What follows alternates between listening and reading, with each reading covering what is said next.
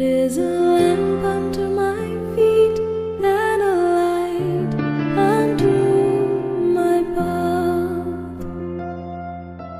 Thy word is a lamp unto my feet and a light unto my path. Abraham lived in a comfortable house in the city of Ur. One day, God said something very surprising to Abraham. Leave this city and go to a land that I will show you. If you do this, I will bless you and make you great.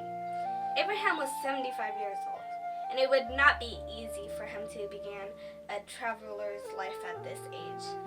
But he obeyed God, and he packed up all his belongings, and he left his house with his wife Sarah and his nephew Lot.